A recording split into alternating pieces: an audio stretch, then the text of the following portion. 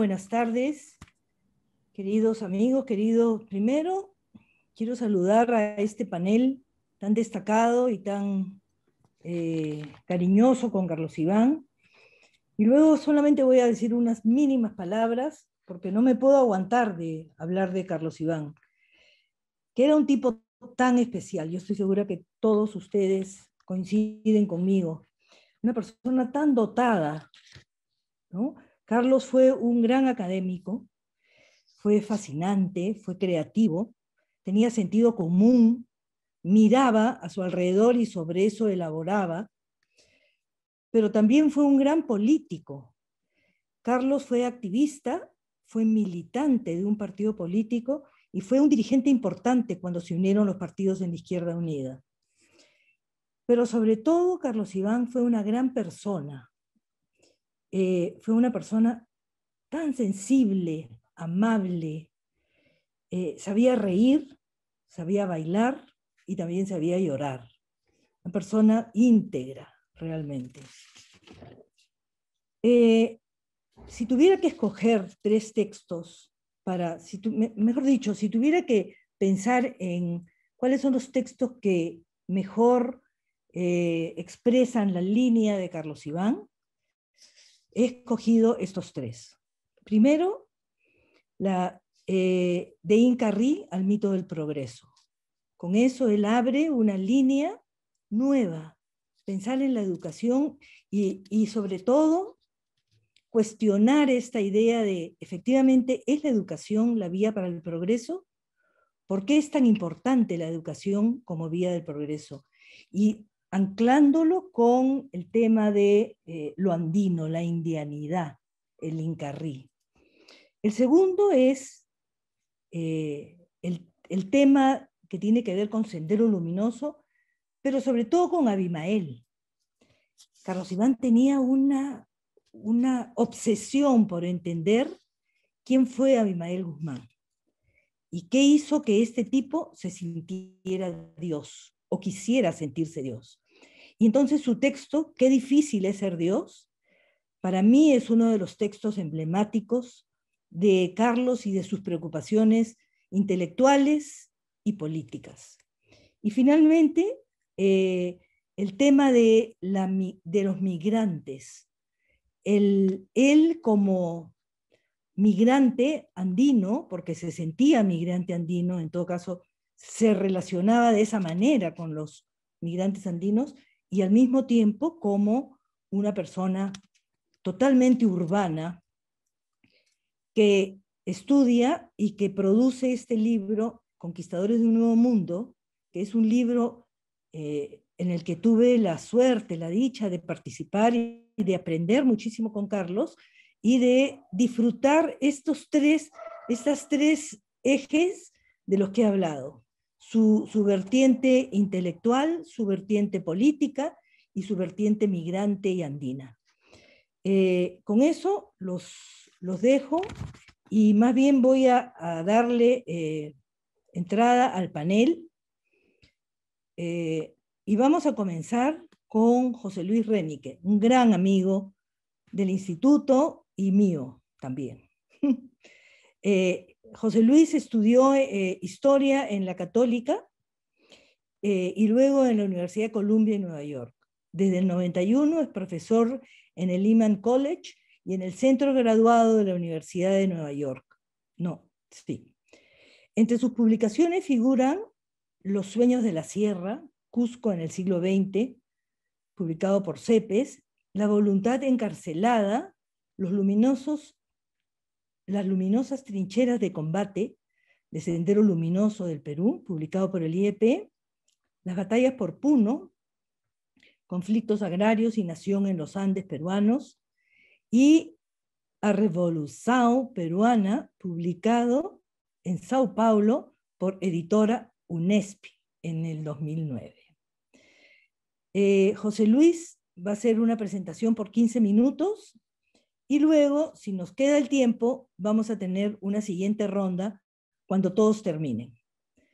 Hola José Luis, bienvenido. Hola Cecilia, qué gusto de acompañarlos, yo suscribo cada palabra de lo que has dicho y me da una buena entrada para desarrollar lo que tengo aquí a mano. Yo no sé si están viendo el, uh, el PowerPoint que he preparado. Miren, como decía, la introducción de Cecilia no podría ser más pertinente y me permite enmarcar esta breve reflexión sobre precisamente esos años en que estos diversos planos de la actividad de Carlos Iván se despliegan y dan paso a una mirada muy especial, muy particular, que creo que todos sus amigos, más aún cuando las cosas se ponen peor, extrañamos. Es como una voz que ha dejado un vacío, y esto no es puro rollo, es exactamente así. Y creo que muchas veces, y lo compartimos esto con Pablo Sandoval, por ejemplo, que lo conocía también mucho y que con quien tengo comunicación muy fluida, y pensamos en qué diría Carlos Iván sobre esto, ¿no? Yo he dividido tan o más importante que el contenido de mis slides, creo que es la estructura, porque quisiera, sobre todo a la audiencia que no conoció en detalle a Carlos Iván, marcar la especialidad, la particularidad de esta trayectoria, ¿no? Así que les rogaría prestar atención a los títulos, creo, más que al contenido. Analizar para transformar el mundo. Este es el Carlos Iván de las tesis de Feuerbach, por decirlo de una manera que rememora aquellas lecturas de esa época, ¿no? Las citas provienen de un largo examen de los artículos de aquella época en Caballo Rojo, en el Diario de Marca, etcétera, donde tenía una columna inicialmente Carlos Iván que se llamaba Marco Político, si mal no recuerdo, ¿no? Es el militante que dice: esto tenemos entre manos, ¿cómo hacemos para que funcione? ¿Qué hacemos con la unidad? ¿No? Él, como dirigente del MIR, tenía una estrategia que pasaba por la UDP, que pasaba por el recuperar de la Puente Uceda, Mariátegui, en una perspectiva distinta. Y un poco lo que voy a mostrar aquí es cómo esa visión se va complejizando durante una década que me parece que fue crucial para este decantamiento que se produce entre las vertientes que ha señalado Cecilia, ¿no? Aquí he incluido unas citas que lo muestran entre el recurso a las raíces de la nueva izquierda, con una terminología que irá variando, porque una de las líneas a seguir aquí, a prestar atención, es el cambio de lenguaje en Carlos Iván. Habla de los militares, habla de la burguesía, y la referencia a Ulloa me parece que es una línea que anuncia el tipo de análisis que va a hacer, ¿no? Con un sentido de humanidad y con una referencia muy concreta al pueblo, contra los tecnócratas, qué cosa está dejando, esta tierra arrasada que está dejando la política neoliberal y que ya se anuncia en sus inicios, ¿no? La pregunta: ¿es Ulloa consciente que su modelo económico destruye aceleradamente el tejido social? Me parece de lo más pertinente. El gran tema, por supuesto, es el de la unidad. ¿Qué unidad? Aquí están las referencias a Mariátegui y a De la Puente que anunciaba en el párrafo anterior. Y tenía muy claro, por supuesto, cuáles eran los obstáculos. Él había tenido una larga experiencia que venía desde el MIR, y tenía muy claro también qué era lo que había que destruir, qué era lo que había que combatir. Y precisamente ese objetivo, esa claridad, es lo que va a hacer más honda su decepción, su confusión personal, su duda personal, etcétera, ¿no? Aquí yo veo un primer punto de ese decantamiento al que me refería, ¿no? La cita que habla de los programas de la izquierda es muy larga, ¿no? Se refiere a cómo la lucha por el programa ha creado múltiples divisiones, y sobre todo se refiere a las dos ilustraciones que he puesto ahí, ¿no? Cómo después de una primera clarinada con la alta votación de Hugo Blanco, y posteriormente con el inicio de la insurgencia de Sendero Luminoso, ¿no? Y aquí creo que está la idea fuerte. Hoy volvemos a constatar que hay otras formas de ganar adhesión política que tocan más al corazón que al intelecto y que tienen profundas raíces en nuestra historia. Se refería, por supuesto, a esa tradición radical, tema del cual tuvimos ocasión de conversar en más de una ocasión, que operaba con una especie de gran trasfondo en todas las conversaciones, en todas las discusiones sobre cómo construir una izquierda, cómo hacer para entroncar la tradición radical con el proyecto de la nueva izquierda, ¿no? Y me encanta la frase final, ¿no? Porque dice, y así en este país más que plural, descoyuntado y aplastado, mientras el grueso de la izquierda, aplicando unilateralmente a Gramsci, se enfrascaba en copar espacios y ganar consenso, olvidando la fuerza, la acción directa, Sendero Luminoso evolucionaba por caminos muy diferentes. ¿Qué pasa aquí? Barrantes nos mira desde la pantalla, ¿no? Y encuentro estas referencias a Carlos Iván, a la visión que tenía Carlos Iván de Barrantes, que le da pie a lo que cito aquí sobre qué tipo de socialismo es el que ha logrado captar tan amplias simpatías. Esto viene de un artículo en el que se publica en Caballo Rojo en vísperas de la elección de Barrantes como alcalde de la capital de nuestro país, ¿no? Y saluda Carlos Iván dos desarrollos de la unidad izquierda que van a incentivar esta gran transición de su pensamiento político y por ende, puesto que estaban muy vinculados sus intereses académicos y antropológicos, ¿no? Lo nacional y la democracia, ¿no? Con respecto a la democracia, otra oportunidad para desarrollar ideas y avanzar con su propio planteamiento es sin duda el debate en torno a Polonia. Los 2 o 3 artículos que escribe entre los primeros años de los 80, si no me equivoco, 82, 81, 82, muestran cómo aprovecha la oportunidad para crear, a empezar a discutir el tema de la democracia en los llamados estados democráticos populares de Europa Oriental, ¿no? Y lo que busca es que quienes opinan sobre Polonia se den cuenta que hay una necesidad de crear un nuevo lenguaje, que las categorías que se han venido usando hasta entonces son insuficientes, fundamentalmente porque no logran atinar en discutir el tema de socialismo y democracia. Número 2, del saber al comprender.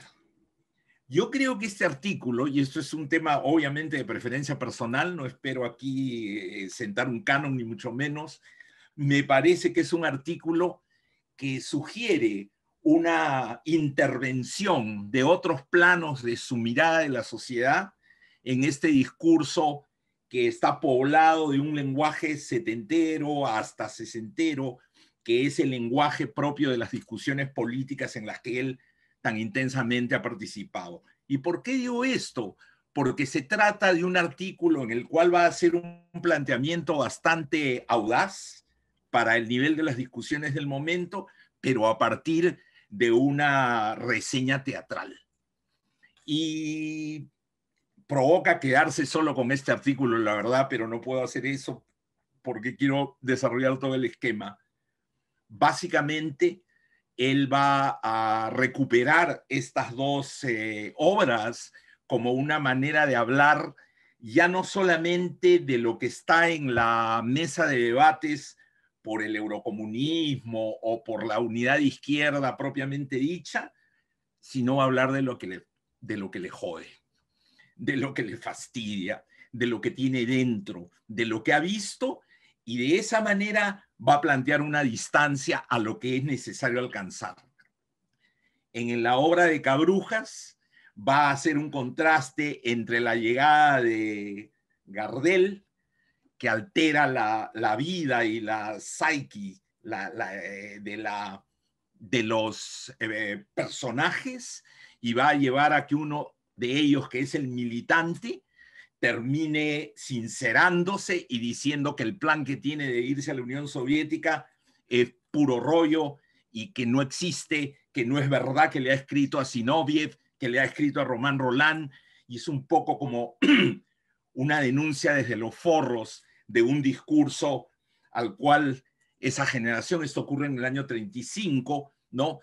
Todos han adscrito en un periodo en que en Venezuela, porque la historia ocurre en Venezuela, se vive el tiempo final de una dictadura de más de 30 años, la de José Vicente Castro, y esta perturbadora entrada de este personaje Pío Miranda, haciendo básicamente una denuncia autodestructiva porque perturba toda su vida familiar, amorosa, etcétera, la compara, ¿no?, con la idea de Marx, ¿no? Entonces lo que presenta es básicamente un contraste entre como dice, y lo cito aquí, ¿no?, es el choque entre el primer y más grande mito surgido en la era de los medios masivos, el mito viviente y cotidiano rayado en la alienación y en la guachafería, pero sin caer en ella por ser profundamente humano y popular, Gardel,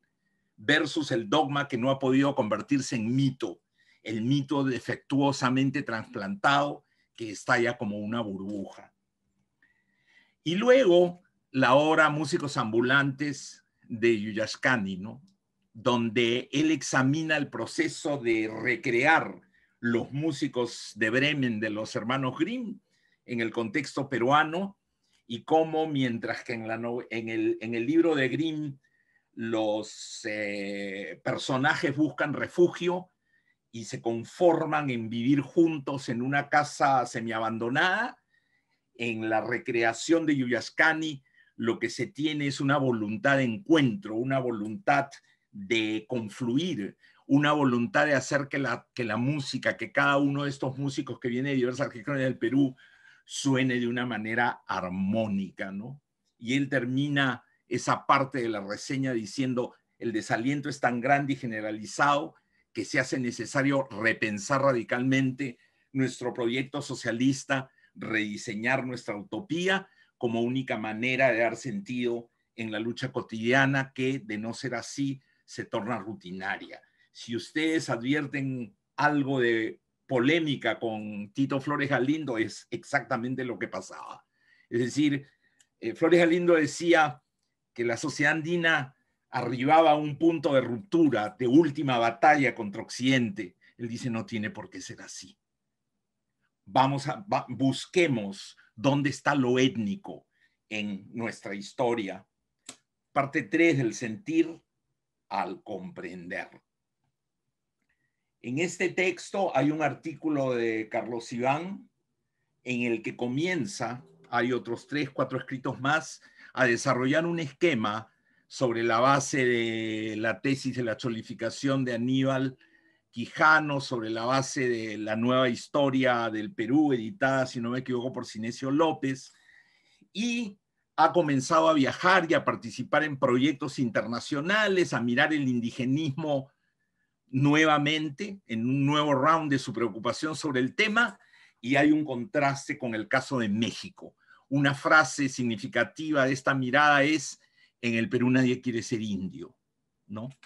Y en el hecho de que hay movimientos étnicos en alza en Ecuador y Bolivia va a ser un incentivo para decir: no, no es que no hayan movimientos étnicos en el Perú, es porque en nuestra historia ha determinado un curso de lo étnico en que hay que salir a buscarlo. Nuevamente una oportunidad para no simplemente apelar a los paradigmas utilizados para México, Guatemala, etcétera, sino descubrir el camino nuestro, el camino de lo propio. El tema étnico volverá y aparece nuevamente en estas votaciones peculiares a las que seguramente podemos también adscribir la última, en que la dimensión étnica aparece no como rechazo a Occidente y la modernidad, sino como apropiación de los instrumentos de dominación del adversario o su universalización.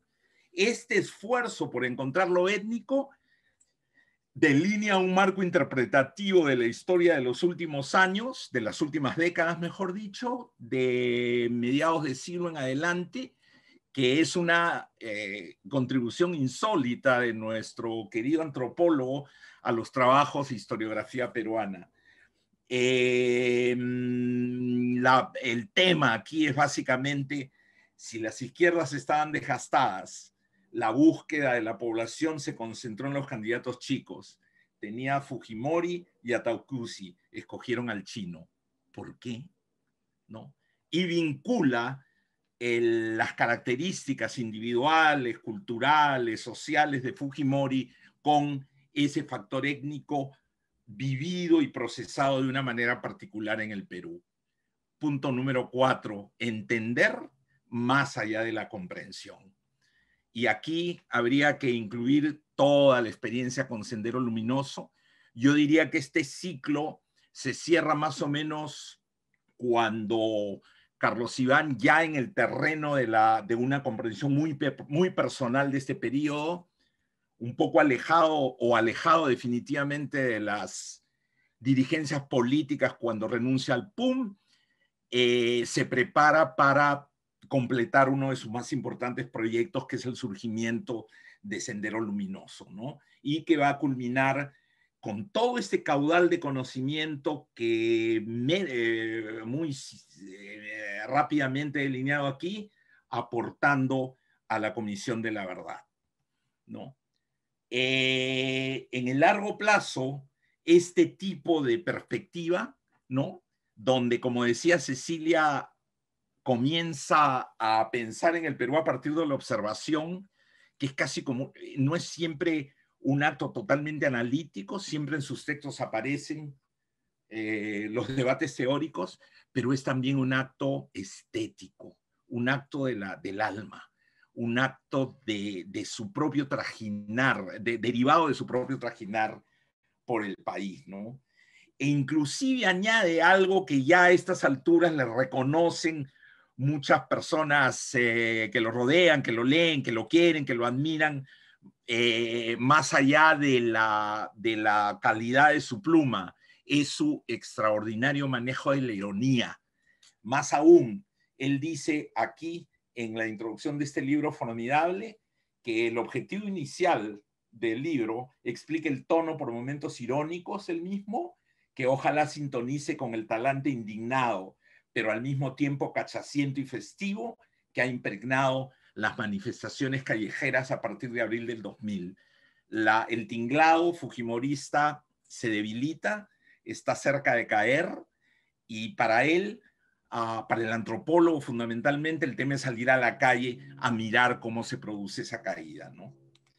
Uy, ¿qué pasó? Se me chispoteó acá esto, perdón.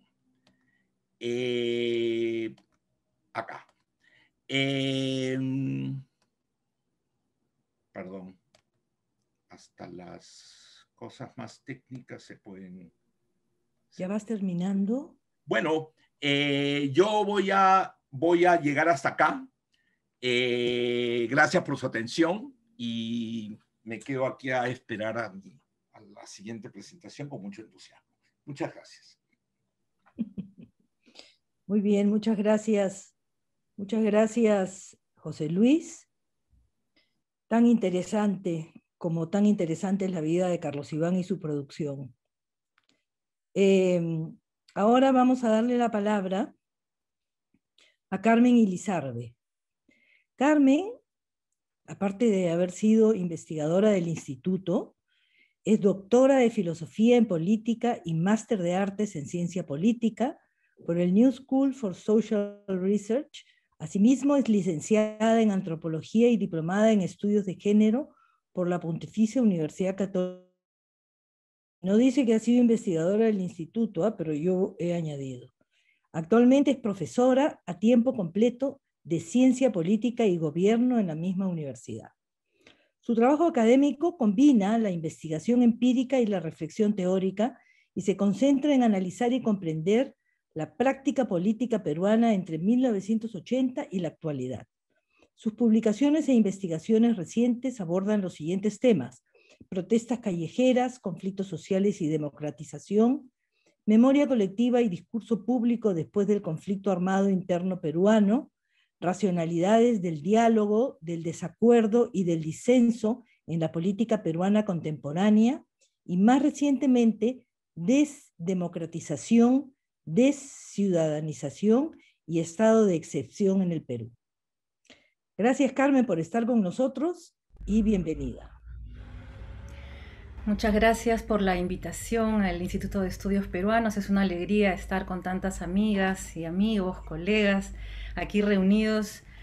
Yo no he sido investigadora del Instituto de Estudios Peruanos, Cecilia, pero sí fui asistente de dirección de un proyecto que vinculó a la Universidad Católica, el IEP, a la Universidad del Pacífico, la Red de Ciencias Sociales. Y ese es el espacio en el que conocí personalmente a Carlos Iván de Gregori, alguien que nunca fue mi maestro. Yo estudié también algunos años antropología en San Marcos, pero nunca lo tuve ahí como profesor. Empecé a leerlo, el primer texto suyo que leí fue Qué difícil es ser Dios, y realmente fue muy impactante para mí, entonces una estudiante joven todavía en letras en la Universidad Católica, y cuando lo conocí quedé fascinada por lo que tú describías al inicio, ¿no? La persona, principalmente la persona que era él, ¿no? He tenido luego la oportunidad de vincularme con él también ya como colegas, de encontrarlo en el tiempo, en los varios años que yo vivía en Nueva York, coincidir también con él en ese espacio. Y bueno, atesoro con muchísimo cariño los múltiples espacios compartidos con el intelectual, a quien, a pesar de que yo no compartí con él espacio de clase, digamos, reconozco sí como un maestro, ¿no? Como una inspiración. Y es en esa línea que he pensado yo mi intervención. Tengo el título de mi intervención, quiero mencionarlo porque un poco como José Luis, ahí está, digamos, la clave de lo que voy a decir. Se llama Carlos Iván de Gregori, antropolitólogo. Quiero centrarme en esa característica suya, esa capacidad de vincular en un tiempo en el que no pensábamos en la interdisciplinariedad o en la transdisciplinariedad, su maravillosa capacidad, su inspiradora capacidad de vincular disciplinas, ámbitos de producción académica, literaria, distintos, ¿no? Entonces Carlos Iván tiene una producción muy diversa, muy amplia, que cubre el espacio académico, periodístico, el de la intervención política e incluso las incursiones literarias. Todo esto es evidencia de un estilo único, de una voz original y quizás de un espíritu libre que se manifiesta en una compleja trayectoria de vida, ¿no? Que incluye la militancia política en el MIR 4 desde Ayacucho, ¿no? No solamente, digamos, el MIR, sino la experiencia desde la región. Los estudios académicos, sus estudios de antropología, estudiante de la Universidad Católica inicialmente y luego por elección estudiante sanmarquino y luego docente en la Universidad Nacional San Cristóbal de Huamanga, pero también poeta, militante y escribidor, ¿no? Es fascinante ver, yo he estado en estas semanas revisando, por supuesto, sus trabajos, los que conozco, los que más me gustan, los que quiero, y algunas cosas nuevas. No había tenido oportunidad de leer antes el libro que editan José Carlos Agüero y Pablo Sandoval, la entrevista a Carlos Iván de Gregori, Aprendiendo a vivir se va la vida. ¿no? Y entonces conocer más en detalle su vida es acercarse a un hombre de mundo que se situó en múltiples espacios y que desde ahí, digamos, desde una perspectiva mundo, se ocupa más que de la teoría, ¿no? De cuestiones muy concretas, eh, tratando de tener una incidencia, también un impacto en ese mismo mundo, ¿no? Um, los libros que yo quisiera resaltar, un poco como Cecilia, me sentí en la obligación de frente a una obra tan vasta, tan prolífica, tan diversa, marcar aquellos con los que yo quisiera vincularme, por lo menos en esta intervención. Qué difícil es ser Dios es para mí el primero, ¿no? El más potente, también por el trabajo que yo hago, el más inspirador para mi propia trayectoria es La década de la antipolítica, sin ninguna duda. Pero también no hay país más diverso, ¿no? Los dos compendios de antropología peruana que quieren apuntar a construir pues una disciplina nacional, una voz propia, original, ¿no? Recomiendo muchísimo también estos dos libros que me han acompañado en estas semanas, Aprendiendo a vivir, se va la vida, y De quién es la democracia, un tomo gordo, grande, de análisis político, de todos los artículos políticos de sus inicios hasta, bueno, en los años 2010 más o menos. Y entonces ahí vamos viendo, ¿no? Un poco cómo va cambiando la mirada, cómo va cambiando, como señalaba José Luis también, si se quiere, las categorías de análisis, los enfoques, ¿no? Se van transformando también, pero no cambia el ánimo, no cambia la ambición, no cambia el deseo por sumar en una gran vertiente, diría yo, estos distintos riachuelos que en él fluyen y se integran maravillosamente, ¿no? La poesía, por ejemplo, que es un amor temprano en su vida, ¿no? Se deja en algún momento, pero nunca se abandona, diría yo, ¿no? Esa apuesta por la estética, por comunicar de una manera que sea, que nos interpele, que nos toque, ¿no? que nos mueva, que nos movilice, creo yo que le viene de ese amor por la literatura y por el arte en general, que él no tiene mayor problema en incorporar en su trabajo, incluso como académico, pero también en su trabajo como militante, ¿no? Es muy divertido cómo cuenta él que fue tempranamente convertido en el escribidor de los panfletos y a veces de los artículos, ¿no? que en el partido tenían que escribirse, y pues los escribía él, pero ahí también, ¿no? en esa época que él a la distancia reconoce como bastante rígida y muy cercana a los manuales, las ironías aparecían, ¿no? Y las bromas, y entonces el tono, ¿no? El tono es muy importante. La forma no se desprende nunca del fondo en el trabajo de Carlos Iván. Y yo creo que eso es bien importante. Creo que ahora lo reconocemos más así. Tenemos más libertad para cómo escribimos, cómo hablamos, cómo intervenimos, ¿no? Pero él ha sido muy innovador en eso, ¿no? Otra vertiente importante, ¿no? La primera es la poesía, es la militancia, que al comienzo es doctrina, una doctrina marcada también por el vínculo con un rígido corpus teórico importado, ¿no? Pero con el que él está constantemente pugnando, ¿no? Distanciándose críticamente, formulando preguntas, hasta un alejamiento, que sin embargo no es un abandono de la política, ¿no? El interés por la política, el interés por pensar el país, sus posibilidades, sus retos, no va a abandonar nunca su trabajo, ¿no? Y bueno, la antropología como disciplina, pero también como práctica, es quizás el espacio en el que finalmente se encuentran mejor, ¿no? Y se condensan estas distintas maneras de darle vueltas, ¿no? al anhelo de pensar país.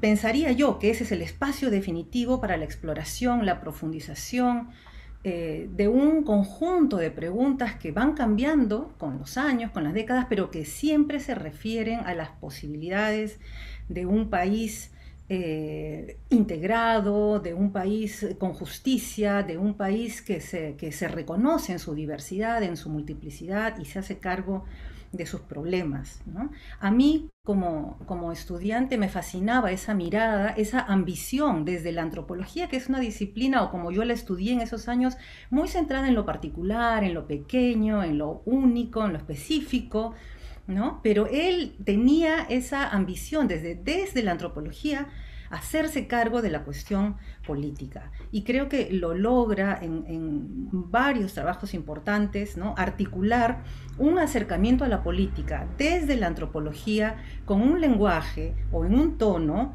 que revela una forma muy cuidada de intervención pública que nos interpela, que nos convoca, que nos moviliza, ¿no? Entonces, quizás decirlo de otra manera es que él planteaba que debemos estudiar con una perspectiva del mundo o desde el mundo, ¿no? Y eso es lo que la antropología creo que le da, y analizar críticamente, es decir, militantemente, ¿no? Con un compromiso con el país, el espacio de la política, ¿no? El espacio de la política nacional, porque por supuesto hay múltiples espacios y él... su conocimiento del país se sostiene mucho en los varios trabajos de campo desarrollados a lo largo de su vida, ¿no? Son muchos los espacios de investigación por los que él ha atravesado desde muy joven, mundo rural, mundo urbano, y de ahí a la política nacional, ¿no? Nuestra más amplia dimensión colectiva, el más grande nosotros que tenemos, el del país, ¿no? A ese se abocaba él. ¿Y para qué? Para poder intervenir, ¿no? El trabajo también citado aquí por Cecilia, Conquistadores de un Nuevo Mundo, escrito con ella y también con Nicolás Lynch, es, creo yo, uno de estos esfuerzos increíblemente ambiciosos, potentes y claves, ¿no? Para pensar las encrucijadas de un país que se venía transformando de formas difíciles de mapear, pero ahí está el esfuerzo por hacer eso. Lo mismo es con Sendero Luminoso, ¿no? Textos tempranos en el desarrollo de Sendero Luminoso que ofrecen una lectura compleja, por momentos arriesgada, de un fenómeno en curso, en despliegue, en crecimiento, en desarrollo, difícil de proyectar, de avisorar, y planteando las preguntas más difíciles, ¿no? Preguntas explicativas, ¿no? Preguntas que nacían de un esfuerzo cuidadoso por describir, pero que apuntaban a explicar, al por qué, al de dónde, al cómo así, ¿no? Una lectura clave y que probó ser fundamental para la comprensión de Sendero Luminoso años después. Lo mismo puede decirse de su mirada sobre el fujimorismo, ¿no? Un otro fenómeno tan importante y potente como fue en su momento el de Sendero Luminoso, y eso nos queda clarísimo en el contexto electoral en el que estamos en este momento. La riqueza explicativa de este otro fenómeno político tan importante como es el fujimorismo, nos marca hasta ahora, ¿no? Esta lectura de la antipolítica incluye una dimensión de análisis institucional importante y desarrollado también por otros expertos en el campo de la ciencia política, por supuesto, pero se combina con un análisis de la praxis política, de la práctica, con el análisis simbólico y cultural. Ya voy terminando, Cecilia.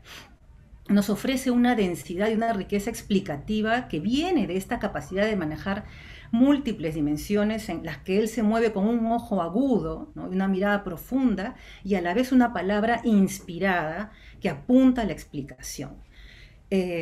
Para mí es especialmente interesante en este libro La década de la antipolítica, no solamente estas muchas dimensiones, sino incluso cómo él reconoce en la propia presentación, ¿no? Que las protestas le cambiaron, lo fuerzan, digamos, a cambiar incluso el tono con el que había escrito el libro, ¿no? En la frase que cita José Luis, un poquito más adelante, él dice que la multitud le cambió el libreto al régimen, pero también se lo cambió a él, ¿no?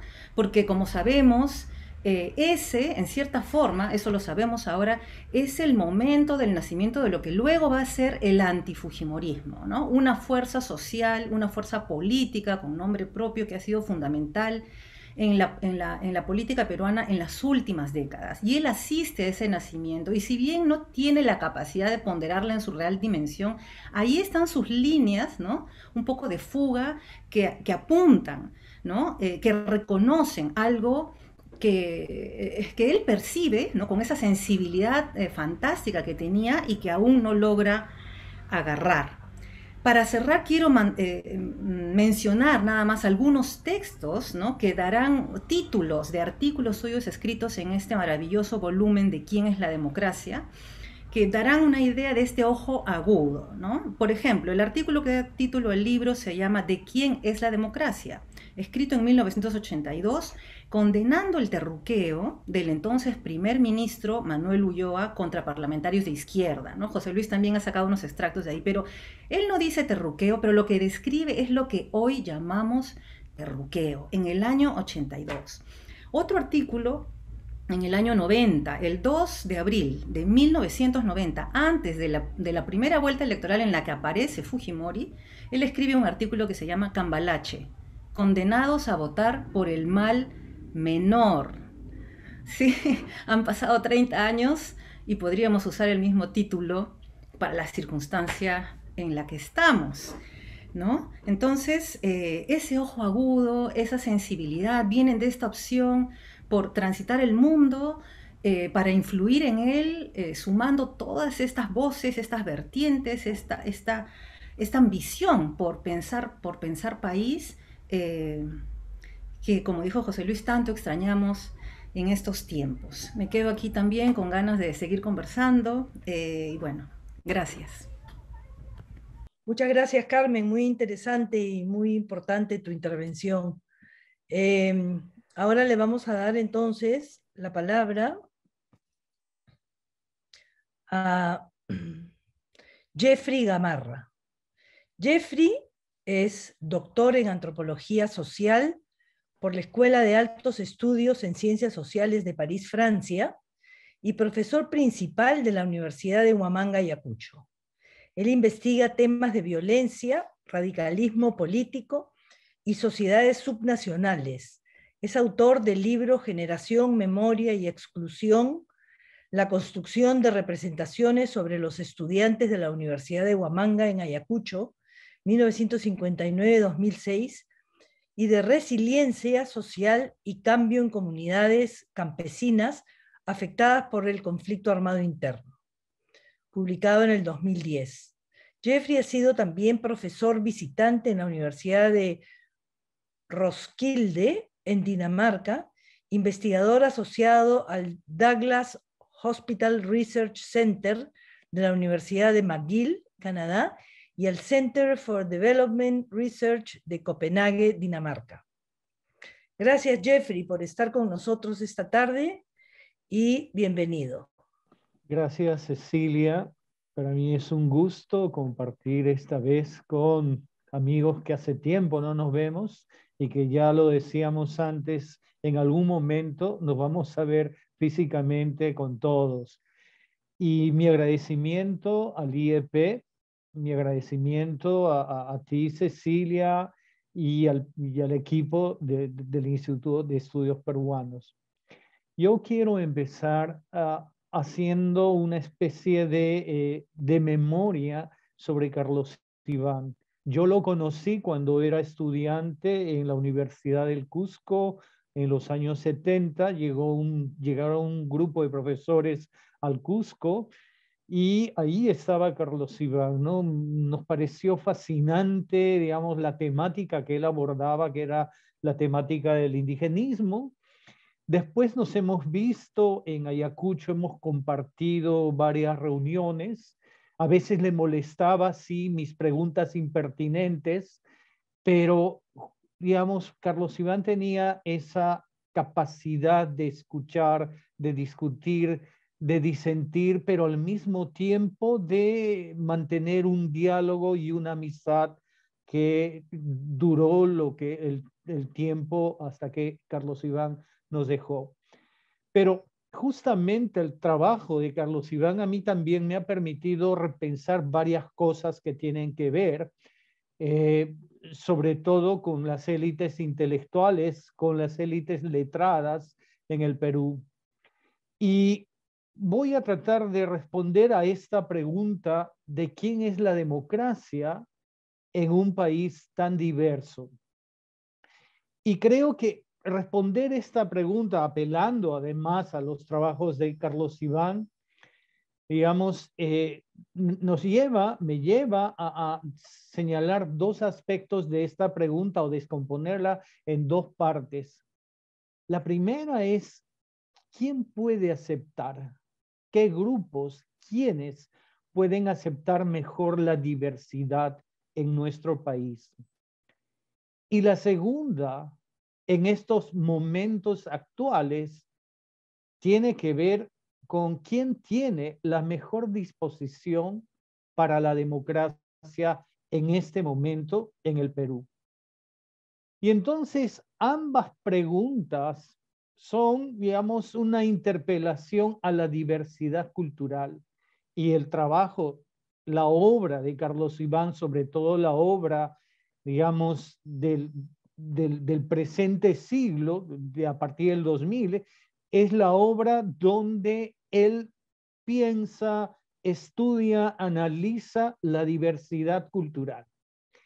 Y él sintetiza en una frase muy linda la situación de la diversidad y la necesidad de explicar y de encontrar respuestas a esta diversidad. Y él dice en el libro, No hay país más diverso, él señala, él se hace la siguiente pregunta: ¿qué pasa cuando el otro está dentro de nosotros mismos? Y esta frase, esta pregunta de Carlos Iván tiene una fuerza importantísima para entender las élites letradas en el Perú.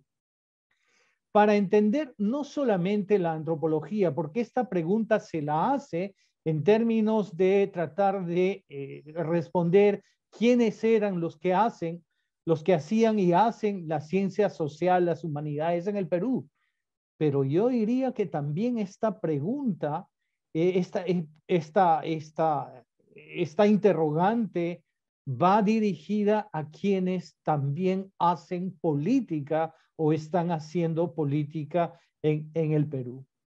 Y si yo pudiera sintetizar a quiénes se refiere con esta pregunta Carlos Iván, es a los que hacen ciencia social y a los maestros, que eran las dos preocupaciones de Carlos Iván. Entonces, él hace esta reflexión para tratar de responder a esta pregunta, hace un análisis, una reflexión histórica sobre quiénes son, qué son las élites letradas en el Perú. Y su reflexión se centra obviamente en el siglo XX y él establece una distinción.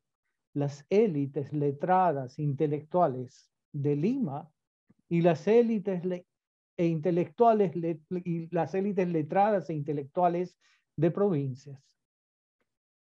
Y además, él va a descubrir una tendencia en las ciencias sociales en la historia del Perú, que era mostrar que las élites letradas de las provincias del Perú tenían una manera específica de comportarse, de hacer política, de pensar el país, a diferencia de las élites letradas de Lima. Y entonces, el trabajo de Carlos Iván, que aparece, digamos, que uno puede encontrar en el surgimiento del Sendero Luminoso, la preocupación por tratar de entender estas élites letradas de las provincias, estas élites letradas que tenían mucho que ver en los años 80, tuvieron mucho que ver con Sendero Luminoso, él toma una definición, unos conceptos de Robert Merton, que habla de cosmopolitans and locals. Entonces, Merton señalaba que había una diferencia entre intelectuales, entre élites y él habla de cosmopolitans and locals. Y Carlos Iván sustituye el término locals por provincianos. Y entonces, en el surgimiento de Sendero Luminoso, él hace una descripción, una distinción clave, a mi modo de ver, entre intelectuales, entre políticos, entre élites letradas cosmopolitas y élites letradas provincianas. Y obviamente en los años 80 él está, como ya lo ha señalado Carmen, José Luis, él está preocupado en tratar de entender quiénes eran, cómo explicar a Sendero Luminoso. Y entonces esta noción de cosmopolitas y provincianos lleva a Carlos Iván a establecer una distinción que es bien interesante y que la voy a leer, ¿no? Dice, respecto a cosmopolitas y provincianos, dice lo siguiente: se distinguen claramente dos vertientes. Una que podríamos calificar como cosmopolita y otra provinciana. Mientras para los cosmopolitas, la estadía en Ayacucho, y se refiere concretamente a Ayacucho, la estadía en Ayacucho constituye una inmersión más o menos corta. Para los provincianos, Ayacucho es un proyecto de vida que implicaba relaciones familiares, etc. Entonces, Carlos Iván, al buscar explicar a Sendero Luminoso, usa esta distinción de élites cosmopolitas y élites provincianas. Ese dualismo es importante, a mi modo de ver, para entender cómo nuestro país genera las imágenes desde Lima respecto a los provincianos y las imágenes de los provincianos respecto a los limeños. Y él trata este problema en su trabajo, y no hay país más diverso. Entonces, ese dualismo además termina definiendo como que las élites provincianas son más radicales, son más afines con los otros, con la, digamos, étnicamente con la población, digamos, de las regiones, de las provincias. Y entonces, lo que hace Carlos Iván es digamos, la pregunta es además, ¿dónde se situaba él? Y tú lo has señalado muy bien, Cecilia. Carlos Iván es alguien que viene de la provincia, pero recala en Lima. Y ese paso de provincia hacia Lima, digamos, en cierto modo, implica para él reconocerse como cosmopolita, pasar de ser de provincia a considerarse alguien cosmopolita. Y acá quiero señalar algo que es importante cuando uno lee los textos de Carlos Iván. Carlos Iván, digamos, dejaba la posibilidad de esas lecturas entre líneas. Y hay muchas cosas que comunicaba, que señalaba Carlos Iván, que, digamos, no las hacía explícitas, pero esa su habilidad y esa su capacidad de escribir bien, porque era un extraordinario escritor, digamos, le permitía trabajar, comunicar mensajes entre líneas. Entonces, Carlos Iván se termina, digamos, él se considera como cosmopolita. Y él empieza a analizar la trayectoria de Sendero Luminoso, la trayectoria de la intelectualidad, de los letrados limeños, y empieza a, digamos, a ver cómo lo cosmopolita ayuda a dejar de ser radical político, el radicalismo político. Y entonces, lo que hace Carlos Iván, y esto es parte, creo yo, de su trabajo personal, es ayudar a apoyar a los miembros o algunos miembros de esas élites letradas, provincianas, con posibilidades de radicalización, en fin, a cosmopolitizarse. Y en la lectura de Carlos Iván, en la comprensión del país que tenía Carlos Iván, era justamente que la cosmopolitización, si es que puedo establecer este término, la cosmopolitización de estas élites letradas provincianas permitía una mejor comprensión del país, permitía responder mejor a una idea democrática y al mismo tiempo permitía entender y explicarse mejor la diversidad de la cual, digamos, todos políticos, intelectuales, docentes, profesores, antropólogos, digamos, formamos parte de este continuum entre provincianos y cosmopolitas. Y ese fue el proyecto Ayudar, Carlos Iván. Y lo que a mí me consta, gracias, a mí me consta es el apoyo que dio a varios letrados, a varios, digamos, jóvenes intelectuales de Ayacucho a ser cosmopolitas. Y además, y eso tú lo has señalado, tú lo has señalado también, Cecilia, él estudia la migración para tratar de entender cómo se pasa de ser provinciano a ser cosmopolita sin perder, obviamente, la esencia, ese otro que todos tenemos. Y acá quiero cerrar con lo siguiente. Carlos Iván apreciaba mucho el trabajo de José María Arguedas. Y Carlos Iván se interesó mucho en la obra del zorro de arriba y el zorro de abajo. Y yo no sé por qué, pero hay simbología. En fin, son coincidencias. Pero el zorro de abajo es alguien que ya no es zorro de arriba, es un zorro de abajo. Era un migrante cajamarquino que se va a la costa y cambia y se vuelve cosmopolita y deja de ser, digamos, el zorro de arriba provinciano radical. ¿Es eso? No sabemos. En todo caso, sería muy interesante hacerse una pregunta, creo, contrafáctica. ¿Qué pensaría hoy en día Carlos Iván de lo que está sucediendo en este momento en el Perú? Gracias.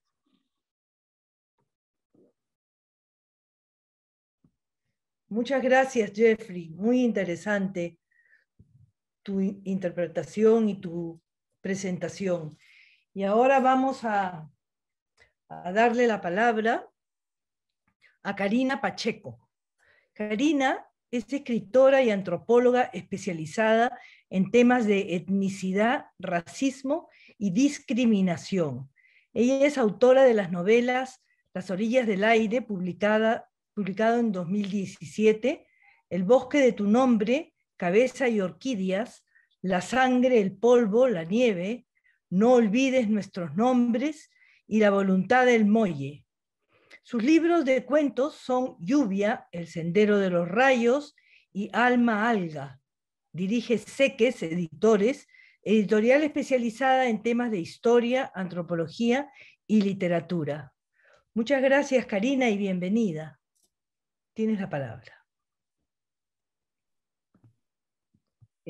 Muchas gracias a Liepe por invitarme a participar de esta mesa con amigos a los que quiero y aprecio mucho, y además porque para mí es un honor poder participar de estos diálogos que son también un homenaje a Carlos Iván de Gregori, maestro de muchos nosotros. A mí no me enseñó tampoco, yo estudié en la Universidad de Cusco la carrera y digamos nunca fui a San Marcos, no fui alumna suya en San Marcos, pero aprendí de él partir de todo lo que escribía, y alguna vez sí pude asistir a uno de estos talleres que organizaba el Instituto de Investigaciones de la Universidad de Cusco, y para entonces yo ya había leído algunos textos suyos y estaba fascinada de poder estar en una mesa donde éramos 8 o 9 alumnos. Normalmente en mi universidad éramos 50 en cada clase, y claro, en estos talleres era como estar viendo a un tótem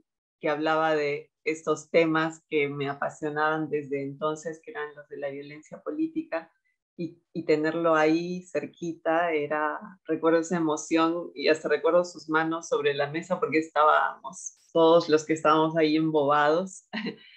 Y bueno, luego con los años he seguido su obra cada vez más sorprendida por lo polifacético, por lo bien que escribía, ¿no? O sea, ese es ese elemento, no solo esa capacidad para escribir como un torrente, sino a la vez para escribir tan bien, con tantos manejos de metáforas, de ironías. Creo que esa poesía que él alguna vez dejó, y lo dejó marcado, o sea, vivía en él, porque escribía con ese uso permanente, ¿no? De metáforas. Y bueno, los títulos de sus libros son insuperables, o sea, cada uno de sus títulos es tremendo. Y antes de entrar a hablar sobre el mismo tema, que yo voy a hablar de democracia y memoria en Carlos Iván de Gregori y las preguntas que deja el Perú actual, quería recordar un poco que cuando yo, fines de los 80, yo estaba estudiando antropología en San Antonio Abad del Cusco, y creo que fue el Ronco Ugarte quien nos dijo: este libro es indispensable. Era un ensayo, y lo mencionó por su nombre. Esto es uno de las mejores cosas que podemos leer para entender lo que está pasando en el país, ¿no? En la época del conflicto armado interno. Sendero Luminoso, en mi propia universidad había hecho varias tomas, y nosotros estábamos impedidos ya de proseguir haciendo trabajos de campo en los diferentes cursos, porque teníamos las amenazas de Sendero, ¿no? Y al mismo tiempo, claro, toda la represión militar que se estaba dando, y eso que Cusco fue una de las zonas, la ciudad de Cusco fue poco golpeada, pero aún así, o sea, esa tensión permanente. Entonces nos dice, el libro se llama Sendero Luminoso, los hondos y mortales desencuentros. O sea, con ese título, el título de ese ensayo, ya lo decía todo. Y ese es un título que creo que hasta hoy persiste. Ya no, digamos, ya no está Sendero Luminoso, ya no, ya vivimos otra época, pero los hondos y mortales desencuentros, porque esos hondos y mortales desencuentros en nuestra sociedad siguen latiendo. Exista o no exista más el terrorismo de Sendero Luminoso, esos hondos y mortales desencuentros siguen ahí, y nos siguen desafiando. Es decir, vamos a crear algún puente para sobrepasar el abismo que nos divide como peruanos. Vamos a seguir en ese permanente desencuentro. Y ese primer ensayo suyo sobre lo que fue Sendero, creo que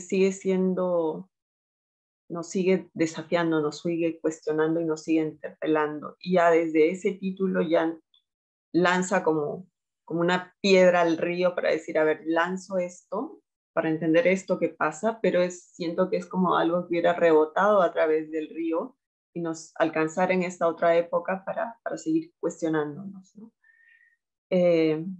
Dicho esto, yo quisiera empezar leyendo un texto que él escribió, un fragmento de un artículo suyo escrito en el Diario de Marca en agosto de 1980, cuando en las ciudades, él mismo reconoce que en ese momento ni él mismo entendía qué era lo que había pasado en Ayacucho, pocos meses antes, y los problemas de la política en las grandes ciudades estaban en otra cosa, pero los problemas atávicos históricos del Perú y nuestros desencuentros seguían siendo los mismos. Y quiero leerlo porque este artículo parece que lo hubiera escrito hoy.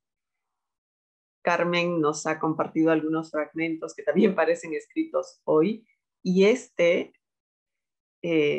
casi enteramente parece que hubiera sido redactado esta mañana, ¿no? Empiezo con el fragmento que dice, y aquí voy de corrido: el campo sigue siendo el eslabón más débil de la dominación estatal. La intrincada y monumental geografía andina es difícilmente controlable en su totalidad por un Estado que teme al pueblo, por algo será, y que quisiera controlar cada centímetro cuadrado y cada hombre.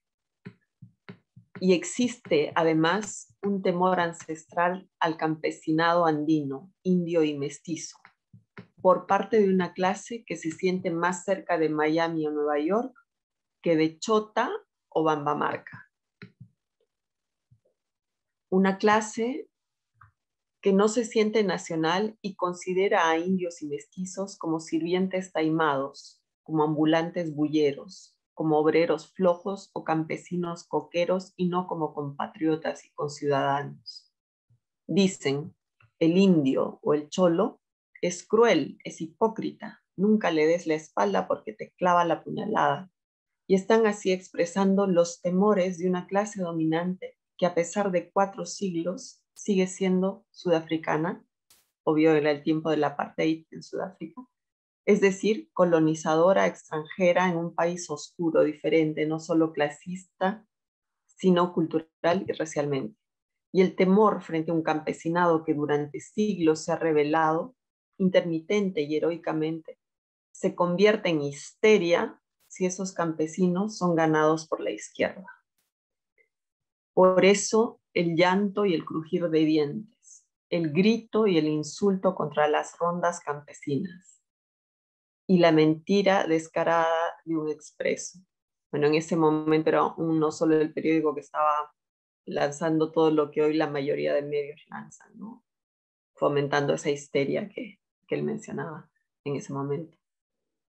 Entonces, ese texto, como les decía, parecía que hubiera sido escrito esta mañana, y han pasado 41 años, y yo me preguntaba, a partir de esto y de otras lecturas que estuve haciendo estos días, de si la democracia en el Perú y en cualquier país del mundo es posible si no hay memoria.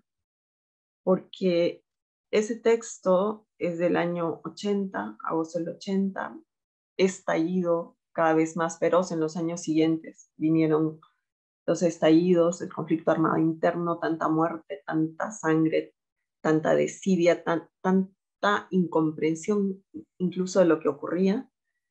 Casi 70.000 muertos y desaparecidos. Luego llega la dictadura de Fujimori, el golpe de Estado, el desmantelamiento total de las instituciones democráticas. Finalmente hay este levantamiento de la población, la divideos, esto acaba, llega la transición y parece que ahora sí podemos empezar a hacer algo, que tenemos la esperanza de un cambio. En ese gobierno de transición se da el informe de la Comisión de la Verdad, ese informe de la Comisión de la Verdad del que Carlos Iván de Gregori fue miembro, y un miembro fundamental, esencial, y que participó activamente en lo que fue la edición de los 9 tomos del informe. Nos dice que el racismo, la exclusión, el abandono del Estado, que hace el Estado en los sectores más olvidados del país,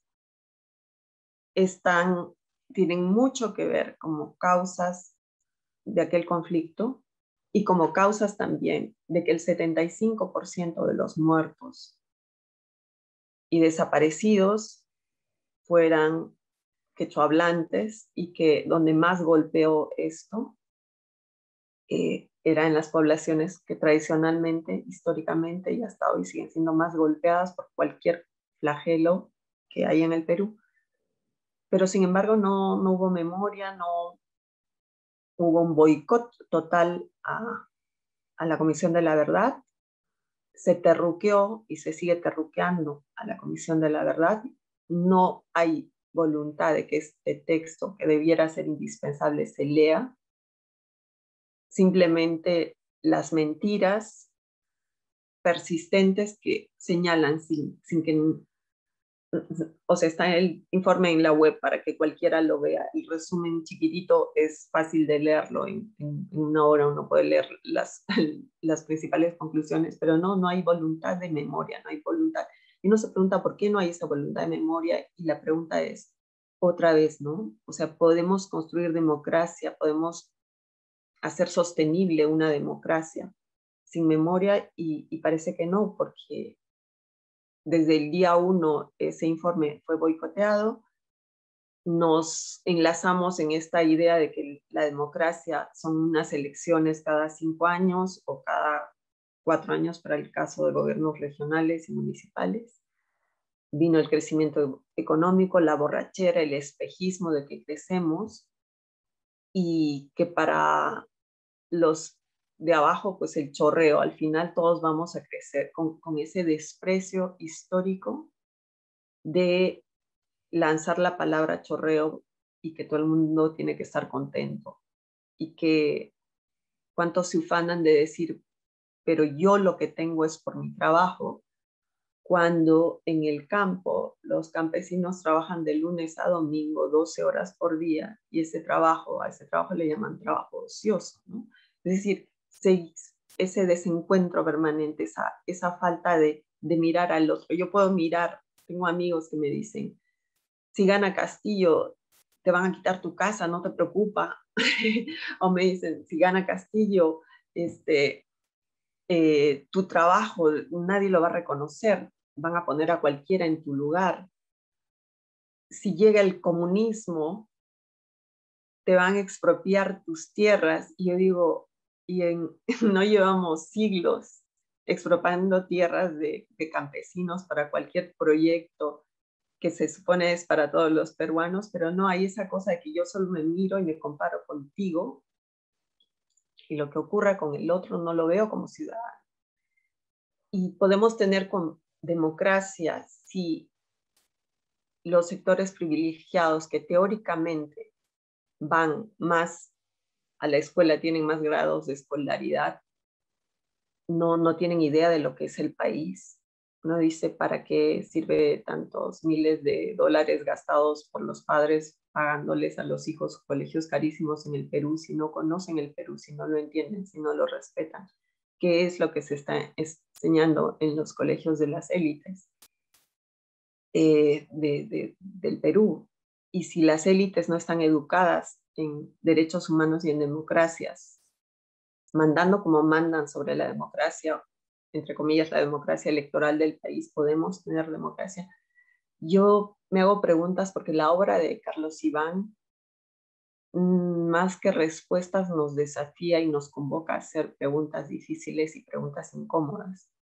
Y creo que hoy en la coyuntura que vivimos en este momento, donde hay una polarización tan grande, tenemos que lanzar continuamente el recuerdo de que somos un país fragmentado, de que somos un país obscenamente desigual, y que un país tan fragmentado y tan obscenamente desigual, donde quienes más pueden no están dispuestos a tender los puentes de comprensión y entendimiento, esa democracia que de palabras se dice defender, no la estamos defendiendo para nada, ¿no? Bueno, me quedo aquí. Muchas gracias, y bueno, seguiremos con la conversación. Lo que quiero decirles es que tenemos 15 minutos, y en estos 15 minutos podríamos hacer o que cada uno dé 5 minutos, o que alguien que le provoque decir algo interesante que ha escuchado de los colegas, o que se le ha ocurrido después de su intervención, se sienta libre para hacerlo, levante la mano y diga, sí, esto más, ¿no? Porque ya hemos hablado de tantas cosas lindas y tan interesantes de Carlos Iván, que a lo mejor les provoca rematar con alguna idea a partir de lo escuchado. ¿Qué dicen? Vamos, José Luis, anímate. La verdad es que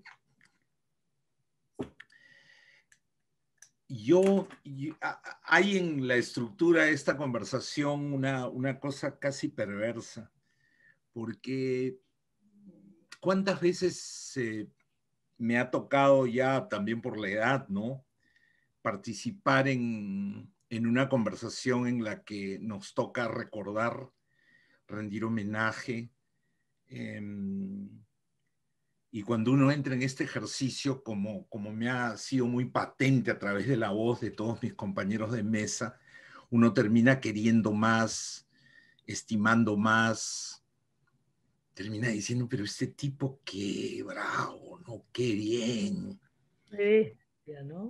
Cómo caminaba, el núcleo de mi amistad con Carlos Iván ocurrió cuando él pasó como un año y medio más o menos por acá cerca, y pasaba por acá y se quedaba largas horas y caminábamos y salíamos, y me conmueve enormemente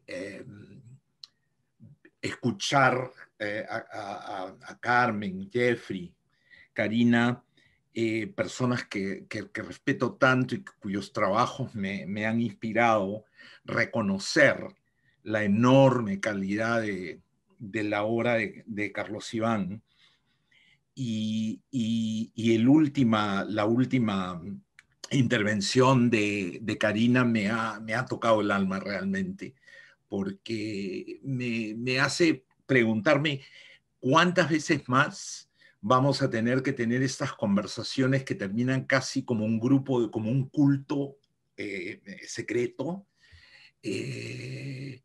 diciéndonos los unos a los otros, oye, qué bueno que era este tipo, cómo logró mirar cosas que no mirábamos, cuántas líneas de reflexión nos deja, cuántas maquetas múltiples entrega a los estudiantes. Podríamos montar una larga lista de cursos a partir de un libro, a partir de un texto, de un ensayo, el manual, la revolución de los manuales, su alusión a Incarri, en fin, todo se ha dicho, todo eso, pero se me queda lamentablemente esta sensación de ser parte de un culto secreto, de un sentimiento gobernado por una especie de sentimiento trágico de la vida, como se ha dicho tantas veces, ¿no? Porque siempre terminamos marcando el contraste con la manera en que la brillantez de nuestros amigos, la brillantez de los mejores, termina siendo una confirmación de lo horrible que es el Perú. Y me hace recordar esto a un pasaje del libro, de uno de los textos que he leído para este trabajo, donde Carlos Iván dice, ¿ha valido la pena todo esto? Nos preguntamos los comisionados, y me gustaría, desde a donde fuera que esté Carlos Iván, decirle, sí ha valido la pena, pero me abruma esta sensación, ¿no? Esta sensación de que pasarán años y todo esto seguirá siendo no reconocido, parcialmente reconocido, más un candidato al olvido, para el olvido que una oportunidad para rescatar todo este vigor intelectual, toda esta acumulación excepcional, esta combinación de humanidad con talento, con pluma, porque ese es el Perú, ¿no? Y también pienso en los amigos de Arguedas, en los amigos de Mariátegui, y se me ocurre pensar que a ellos les pasó lo mismo. Es decir, que terminaron hablando en un tono medio lúgubre de lo bacán que era su pata y de lo precario que era el entendimiento que había de los enormes aportes a la vida del país y al entendimiento del país, ¿no? Hay algo que leí también que me parece extraordinario, ¿no? De Carlos Iván, dice: hoy seguimos actuando como si no acabáramos de salir del conflicto armado más sangriento de nuestra historia republicana. Este debería ser un periodo de reconstrucción nacional. Así se le llamó al periodo posterior a la Guerra del Pacífico. ¿Y por qué no este, que produjo más muertos que la guerra con Chile y nos dejó empobrecidos y con el tejido social y político hecho jirones? Y para terminar, esto me hace recordar a una de las muchas anécdotas bellas y conmovedoras que dejó Carlos Iván a su paso por esta casa donde lo evocamos tanto, lo queremos tanto, todos, incluso mi hija que era chiquita cuando él venía por acá. Y es esto que me dijo cuando lo vi por primera vez después de la Comisión de la Verdad, y creo que todavía no era muy claro lo que pasaba con su salud, y me dijo algo muy fuerte, ¿no? Me dijo: tengo la sensación que toda la tristeza, todas las penas a las que me he expuesto se me han quedado adentro. También viví ese final de la comisión, que fue además un final tan exigente, lo que decía Karina, que terminó de escribir prácticamente los 9 tomos y el tomo síntesis, pero lo dejó deshecho. Yo creo que fue el punto de inflexión de ahí en adelante para revisar su mirada del Perú y para irse despidiendo. Creo que fue demasiado fuerte ese momento, ese momentum de la Comisión de la Verdad, ¿no? Toda la pena. A nosotros nos decía eso en el patio del instituto: no puedo, y temblaba, no puedo, Cecilia, no puedo, toda la pena la tengo adentro, ¿no? ¿Alguien más se anima? Carmen. Yo, quizás para matizar los sentimientos de José Luis,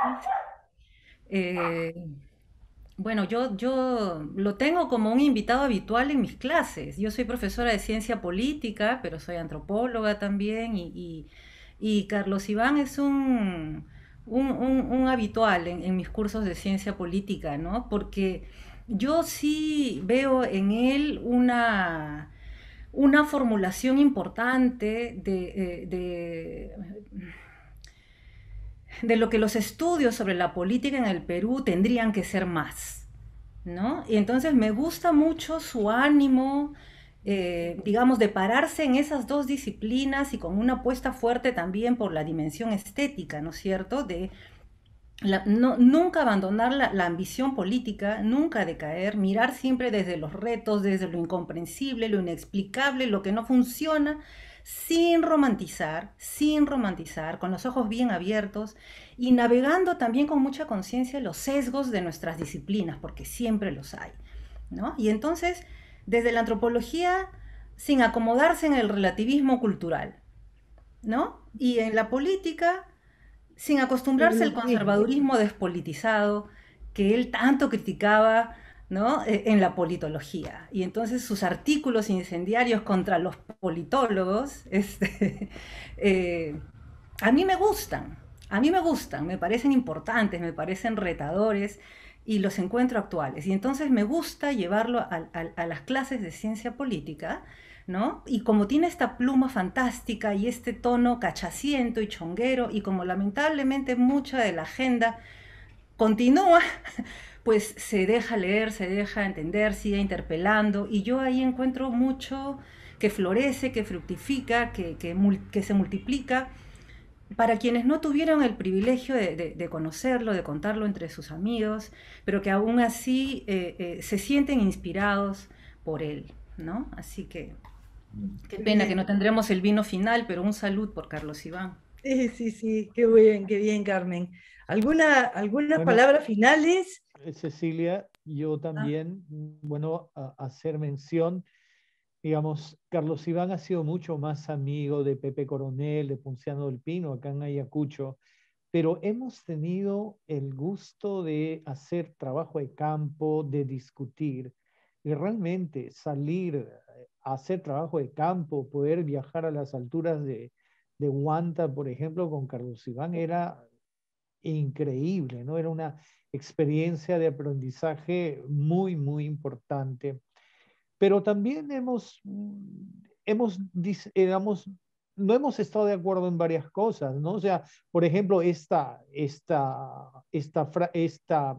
definición de cosmopolitas y provincianos, digamos, es una frase importante, motiva un análisis, pero en lo personal, yo estoy casado con ayacuchana, mis hijos son ayacuchanos, tengo 40 años en la Universidad de Huamanga, ¿no? Este año cumplo 40, pero digamos, es un motivo de analizar, de repensar las cosas. Entonces, no es una cuestión digamos, de esa situación en que te pones y ya no quieres saber nada porque ha escrito esto o aquello. Yo creo que la democracia en este país debe empezar justamente por ese diálogo que él llamaba, y ese diálogo entre diferentes muchas veces, pero era diálogo al fin y al cabo. Gracias. Gracias, Jeffrey. Karina, 1 minuto y medio. Sí, brevemente, uno que comparto en momentos, sobre todo en estas semanas, la desolación que siente José Luis, porque, no sé, a veces siento como que fuéramos la piedra fuéramos Sísifo y, y la piedra vuelve y estamos otra vez y vuelve y uno dice, "Ah, ¿hasta cuándo?", ¿no? Y ahí en momentos siento desesperanza, pero creo que también hay belleza en resistir, ¿no? Aunque hay también derecho en momentos a sentirse en el suelo, porque no es para menos, pero en resistir y en creer que en algún momento dado podemos sobrepasar ese abismo o podremos construir ese puente. Y creo que la lectura que yo recomendaría a todos los que nos ven, académicos y no académicos, es el libro que él dejó, Aprendiendo a vivir se va la vida. Para mí ese es uno de los libros imprescindibles, porque las memorias personales suyas, mezcladas con el Perú que lo atravesó y las reflexiones que comparte, creo que tienen esa magia de, de ser de lectura para todo el mundo, y que eso quizás permita que este culto a Carlos Iván se multiplique y se convierta en religión. Muy bien, excelente. Bueno, queridos amigos, mil gracias. Ha sido un panel hermoso realmente, intelectualmente y artísticamente. Quiero agradecerles de verdad y mañana seguimos con estos diálogos. Comenzamos a las 6 de la tarde y los esperamos. Un abrazo para todos.